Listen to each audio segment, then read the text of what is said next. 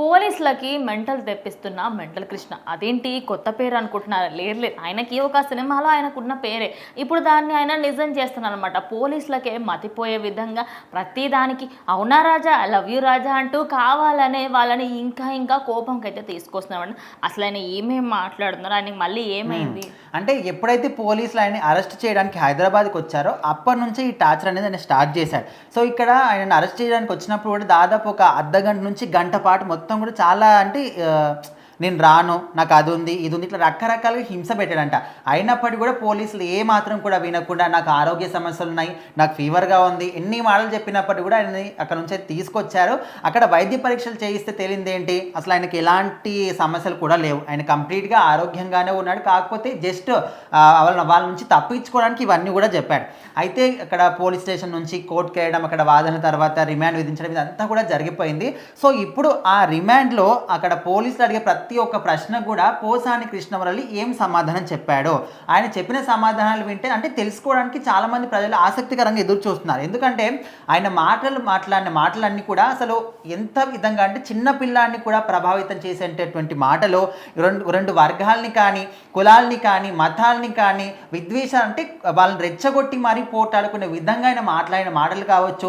పవన్ కళ్యాణ్ని, చంద్రబాబు నాయుడు, నారా లోకేష్ ఇంట్లో వాళ్ళ పిల్లల దగ్గర నుంచి కూడా అసభ్యకరమైన మాటలు మాట్లాడిన వ్యక్తి పోసాని కృష్ణమురళి. సో అలాంటి వాటి గురించి ఇవన్నీ కూడా అడుగుతున్నప్పటికీ నేను మాట్లాడలేదు అంటే అక్కడ జగన్మోహన్ రెడ్డి మెప్పు పొందడానికి ఇవన్నీ మాట్లాడా, ఇదంతా కూడా తెలుసుకోవడానికి చాలామంది వెయిట్ చేస్తున్నారు. సో అందుకోసమని పోలీసులు ఏ క్వశ్చన్ అడిగినా ఏ విధంగా అడిగినా కూడా నాకు తెలియదు, నేను మర్చిపోయా, నాకు గుర్తుకు లేదు, ఈ విధంగా అవునా రాజా ఇట్లా అండ్ దానికి సంబంధించిన ఏవైతే మీడియా ముందు కానీ అప్పట్లో మాట్లాడిన వీడియోలు తీసి ఆయన ముందు పెట్టి మాట్లాడుతుంటే అవునా రాజా, లవ్ యూ రాజా ఇట్లా సంబంధం లేకుండా సింక్ లేకుండా ఆ వీడియో చూపించడంతో థ్యాంక్ యూ సో మచ్, నా వీడియో నాకే చూపిస్తున్నావు అన్నట్టుగా మాట్లాడడం ఇలాంటివన్నీ చేస్తున్నట్ట. అంటే ఆయన బుద్ధిని ఆయన చూపించుకుంటూ ఉన్నారు. అది చూస్తుంటే అక్కడ పోలీసులకు కూడా ఎట్లా అంటే ఒక లెవెల్ తర్వాత పేషెన్స్ అనేది పోతుంది ఖచ్చితంగా వాళ్ళకు కూడా. సో దాన్ని మాత్రం క్లియర్ కట్గా పోలీసులు అయితే ఇంకా ఇది మితిమీరేటట్టుగా ఉంది, మేము మాత్రం విచారణ కొనసాగిస్తూ ఉన్నాం, ఆయన అయితే ఏమీ చెప్పట్లేదు. కానీ ఒక్క మాట మాత్రం క్లియర్గా ఉంది.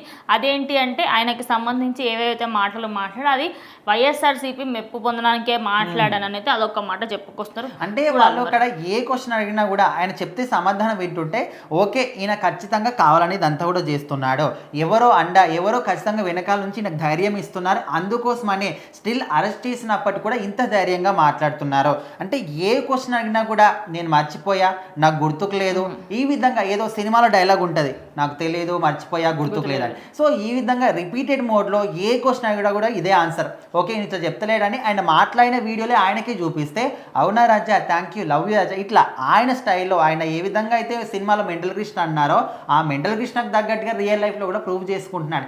ఏదేమైనప్పటికీ ఆయన చెప్పిన సమాధానాలు విన్న తర్వాత చాలామంది ప్రజలు కూడా అరే బాబు ఇంకా మీ బుద్ధి మారదారా, మీ మరి పోలీసులు అరెస్ట్ చేసినప్పటికీ కూడా మీరు ఇదే విధంగా బిహేవ్ చేస్తారా, ఇప్పటికైనా మారండి, చేసిన తప్పులు ఒప్పుకోండి అని వాళ్ళు కూడా అంటున్నారు.